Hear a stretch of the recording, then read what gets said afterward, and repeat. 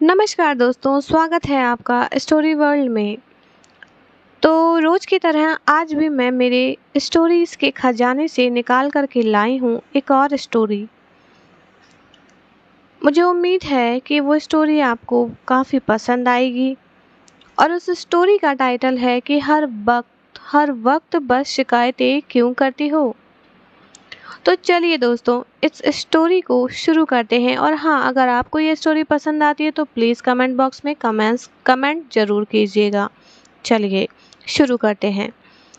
तो प्यार के आंचल से निकलकर कुहू एक नई जिंदगी की छत्र छाया में अपने सपनों की नई दुनिया बसाने जा रही थी।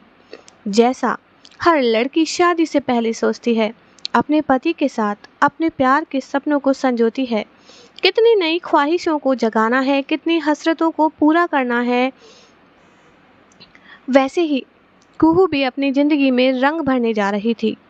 शुभ मुहूर्त के साथ कुहू और रोहित का विवाह हो गया।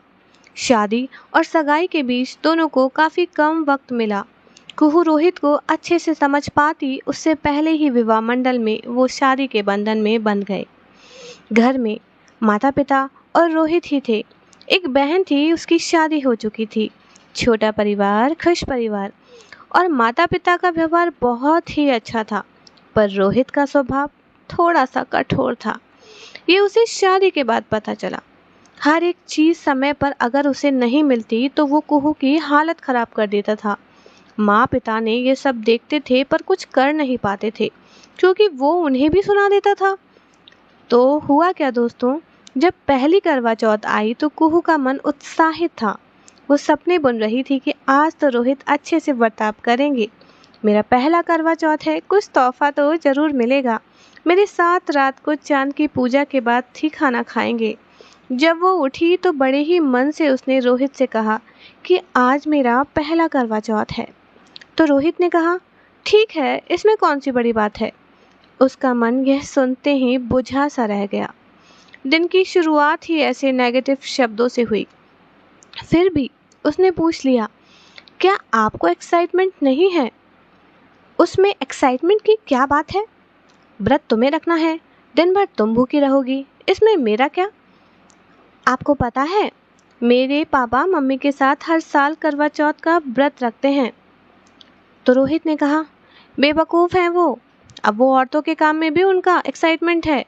ये सुनकर जैसे कुहू का दिल गुस्से से भर गया, पर उसने कुछ नहीं कहा और वो चली गई अपने कामों को निपटाने के लिए। पर उसकी सास ने उसके पहले करवा चौथ को बहुत ही अच्छे तरीके से बना रखा था। नई साड़ी, नए गहने, सब कुछ नए तरीके थे ताकि कुहू को अपने पहले करवा चौथ पर अच्छी फीलिंग हो। कुहू देखकर बहुत खुश हुई, पर वो खुशी उसके मन को नहीं गई, उसके होठों से नहीं छलकी। वो समझ रही थी, क्योंकि वो भी इसी दौर से गुजर चुकी थी। मन को बहुत दुख होता है जब दिल की नैया को आपके जीवन का खवैया ही डुबोने लगे। बहुत कम ऐसे खुशनसीब होते हैं जिनकी सास उनके दिल की असली खुशी पहचानती है। कुहू उनमें से एक ही थी। पर कहते हैं ना, जिसकी कमी वही भर पाता है। फिर चाहे अनगिनत रिश्ते अपनी मौजूदगी क्यों ना दर्ज कराएं। सुबह से शाम हो गई, रोहित का इंतजार करते करते। कुहू की आंखें दरवाजे पर ही टिकी हुई थी। सास सब देख रही थी, समझ रही थी, पर उसे पता था उसके शब्द कुहू के लिए मरहम का काम कभी नहीं करेंगे। रात को 8 बजे रोहित ने दस्तक दी। उसके आने मात्र से ही कुहू के चेहरे पर स्माइल आ गई। लेकिन रोहित को कोई फर्क नहीं पड़ता था कि वो सुबह से भूखी प्यासी है। वो अपना पहला करवा चौथ मना रही थी। जल्दी से अपने पति के लिए पानी का ग्लास लाई। वो तसल्ली से बैठा, पानी पीते पीते हुक्म फरमाया कि मैं कपड़े बदल कर आता हूँ, मेरे लिए चाय बना दो। तरसती निगाहों को इंतजार था कि एक बार ही सही तो रोहित ये तो पूछे कि वो कैसी है, कैसा रहा उसका दिन। तुम सुबह से मेरे लिए भूखी प्यासी बैठी हो, यही उसके लिए जन्नत से कम न होता। पर वो निराश हो गई। जल्दी से चाय बना रोहित को देकर वो तैयार होने चली गई। फिर एक उम्मीद जागी कि अच्छे से तैयार होती हूँ, शायद रोहित को अच्छा लगे। लाल लहंगा, लाल चूड़ी, बस इसलिए खुद को सजा रही थी। कि रोहित एक निगाह भर के देखे और कहे कि तुम कितनी सुंदर लग रही हो। सुबह से थके होने के बाद भी उसे उत्साह था अच्छे से सजने का, सिर्फ अपने साजन के लिए।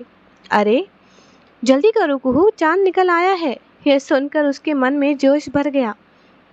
वो तैयार होकर आई, बस निगाहें रोहित को ढूंढ रही थी, जो किसी कोने में अपना फ़ोन पकड़कर व्यस्त था।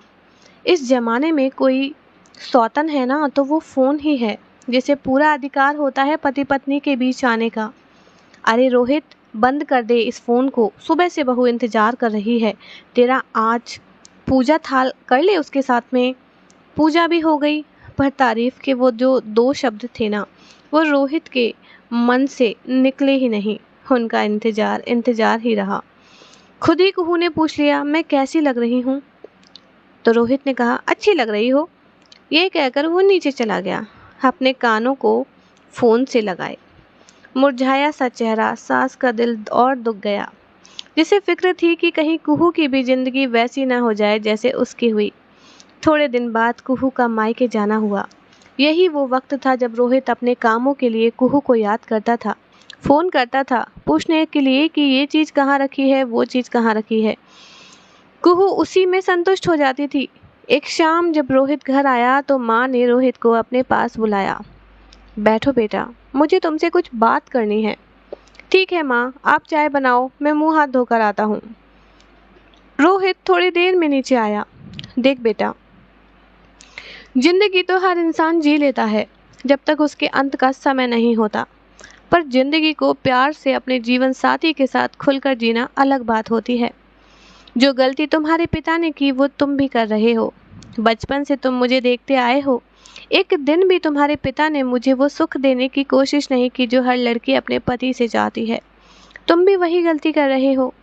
एक औरत चुप रहकर अपनी पूरी जिंदगी लगा देती है, उफ तक नहीं कहती, खुले हाथ से प्यार लुटाती है, पर उसकी जिम्मेदारी भी तो किसी को लेनी होती है बेटा। वो अपना घर छोड़कर आती है जहाँ से उसने अपनी दुनिया में पहला कदम रखा, और उस घर आती है जहाँ से वो अपना आखिरी कदम निकालती है। अपने माता पिता का प्यार छोड़कर अपने पति का प्यार पाने आती है। वो चाहती है कि अब तक उसकी जिम्मेदारी उसके माता पिता ने उठाई, बड़े नाजों से उसे पाला, अब वो जिम्मेदारी उसका पति उठाए खुशी खुशी। एक निगाह भर देखने मात्र से वो खुश हो जाती है। वो करोड़ों नहीं चाहती बेटा, बस प्यार चाहती है अपने पति से। बिस्तर का प्यार प्यार नहीं होता, प्यार वो होता है जो उसके इंतजार में तुम्हारे लिए छिपा होता है। वो उम्मीद करती है कि पूरे दिन में से कुछ वक्त वो तुम्हारा चुरा ले, जिससे वो कहती है पर तुम्हें समझना चाहिए।